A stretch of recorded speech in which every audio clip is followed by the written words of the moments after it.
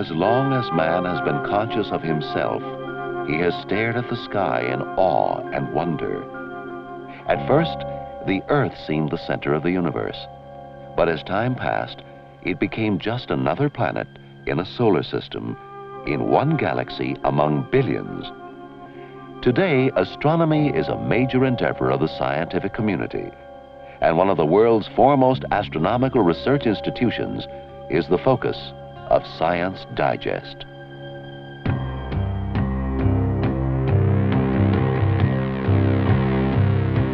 On a mountaintop almost 7,000 feet high near Tucson, Arizona, stands Kitt Peak National Observatory, the largest facility in the world for ground-based optical astronomy.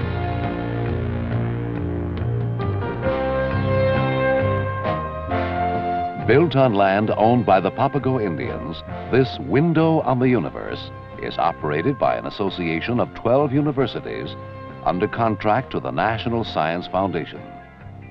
11 major telescopes attract astronomers the world over, and nearly 100,000 public visitors make the journey every year.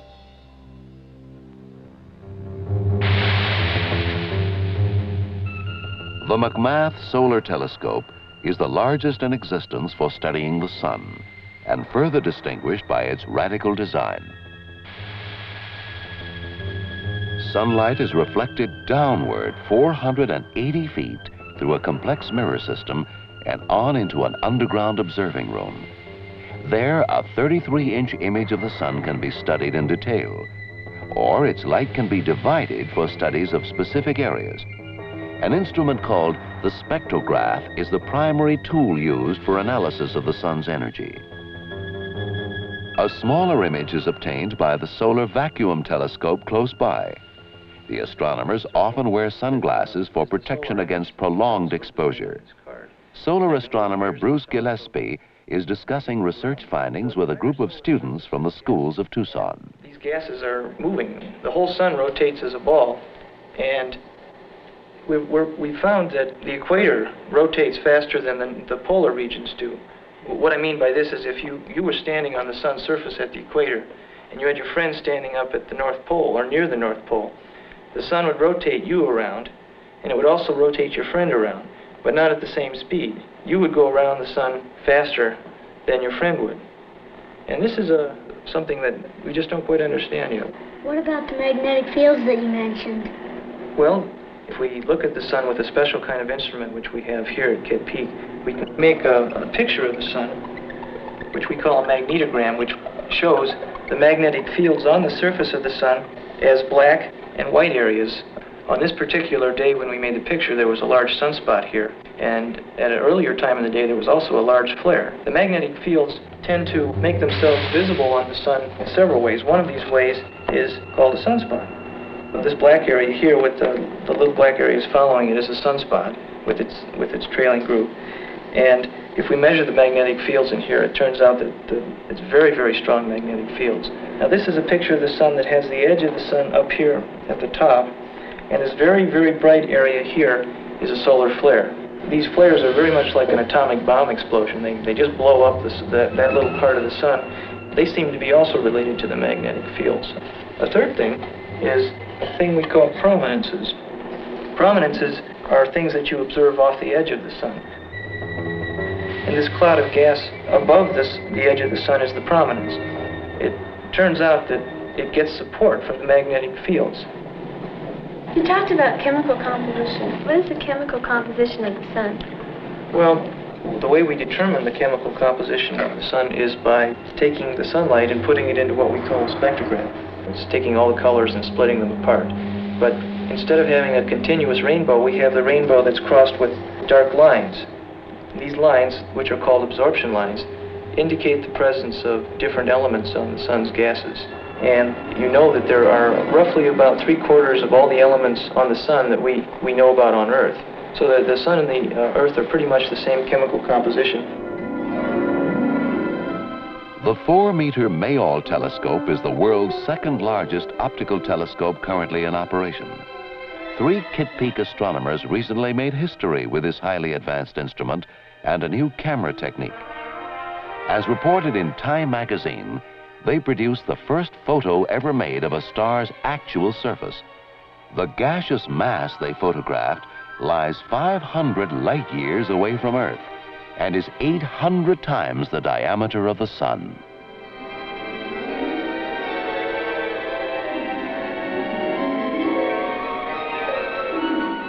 Man is enlarged by what the telescope does, and a modern optical observatory is versatile beyond Galileo's wildest imaginings. The 11 telescopes at Kitt Peak are used for stellar, solar, and planetary studies. Electronic consoles point the prime focus mirrors at desired areas of the sky and compensate for the Earth's rotation. Then, using hand controls, the astronomer moves in on the object of his interest. Camera telescopes constantly add new pages to the annals of astrophotography. Light measuring instruments and the computer make use of a star's brightness to reveal many of its physical characteristics. Following this photograph of a star field is a spectrogram of the same area. The light separated into color wavelengths for specific studies. A prism behind this narrow slit also separates starlight into wavelengths. They are then encoded in tiny black and white lines that tell the star's composition, temperature, atmospheric pressure, speed, and direction of movement. All the information gathered is shared with astronomers throughout the world.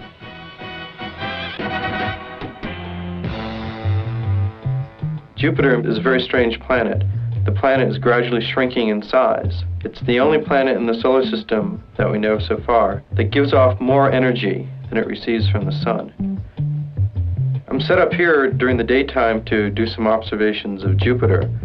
The first thing I'll do then is to look in the almanac and find out its position. And the almanac tells me in coordinates where to look. I'll then go over to the console and set the telescope at these coordinates. I got turned on to astronomy in the 3rd grade. In the 6th and 7th grade, I built my own telescope. And during high school, I did a lot of astronomical photography. But when I got to graduate school, I decided that what I really liked was being at the telescope all night. The computer won't set me exactly centered on Jupiter, so what I'll have to do is take a look through the finder telescope to center it up better. Then I'll go from the finder over to the main eyepiece and make some small adjustments then to put Jupiter in the center of the crosshairs. Okay, after everything's been set up, I'll tell the computer to start making a measurement. I happen to be doing infrared observations here. I'm trying to see how hot Jupiter is.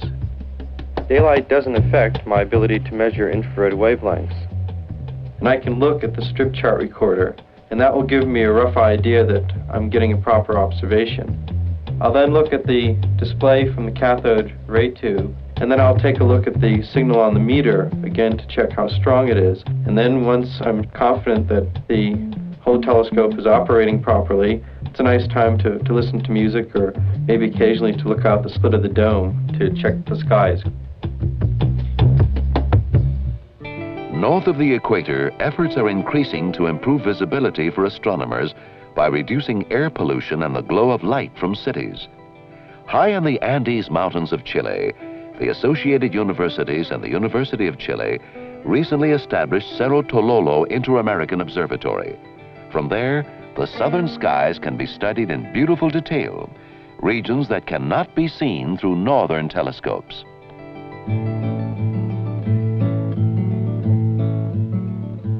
One astronomer at Kitt Peak is concentrating on studies of faint red stars on the outer edges of our galaxy. Recently, she was asked about her work, her start in astronomy, and the status of women in this field. Her name is Dr. Donna Weistrop. I've just always been interested in astronomy. I remember when I was a child dragging my father off to an eclipse at 5 o'clock in the morning in New York City. And I've just been interested in it ever since. I took a lot of physics and math. You really need a lot, especially a lot of physics, right through high school, college, even in graduate school, because a lot of astronomy is just based on a study of stars and galaxies, but from the point of view of physics.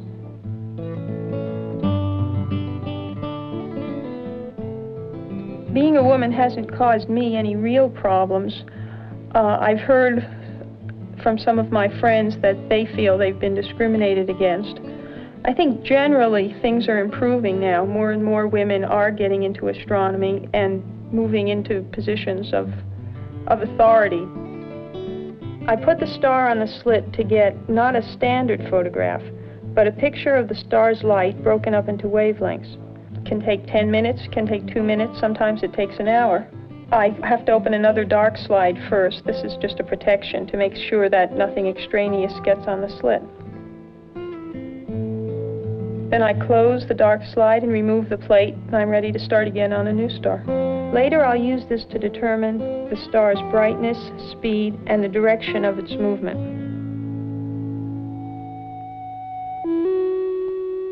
Like most things in nature, stars are born, grow old, and die. Hydrogen and dust are basic to the creation of a new star. As condensations form, gravity attracts more particles. This action is multiplied 1 billion times to create the nucleus of a star. For several million years, more particles are attracted, constantly expanding and contracting. Intense heat is generated by gravity and the crush of particles. A few million years more, and the star becomes visible to man. Deep inside, pressures and temperatures rise. Hydrogen in the core ignites in the violence of nuclear fusion. As the hydrogen burns, the surface brightens. Then hydrogen converts to helium. And as the diameter increases, temperatures decrease. 80 million years pass, and the star expands to 300 times the size of our sun. Then pressure and gravity make it pulsate as a variable star.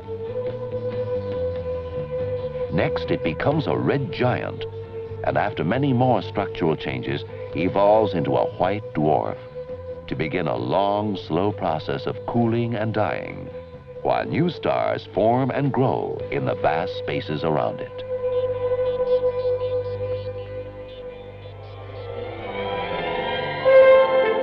It has been said that by probing the depths of the universe, astronomers dissolve the beauty and majesty we feel when we look at the heavens.